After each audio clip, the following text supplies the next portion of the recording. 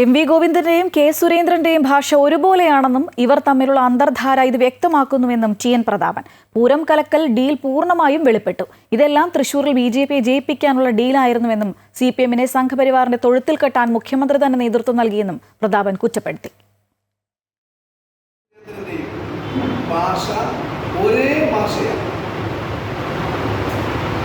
K. സുരേന്ദ്രന്റെയും Govinda മാഷയുടെയും ഭാഷ ഒരേ ഭാഷയാണ് എന്നുള്ളത് ഇവർ തമ്മിലുള്ള ഡീലിൻ്റെ ഏറ്റവും പ്രധാനപ്പെട്ട തെളിവ് കൂടിയാണ്.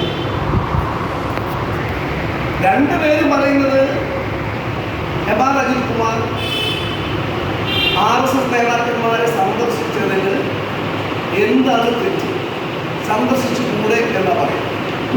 രണ്ടുപേരും ഒരേ ഭാഷയിലാണ് പറയുന്നത്. ഇത് കേരളത്തിലെ ജനങ്ങൾക്ക് മറയില്ലാതെ RSS-ഉം CPM-ഉം തമ്മിൽ ഉണ്ടാക്കിയ ADGP അജിത് കുമാർ മുഖാന്തരം ഉണ്ടാക്കിയ അന്തർധാര പൂർണ്ണമായും പരസ്യമാകുന്ന രീതിയിലായി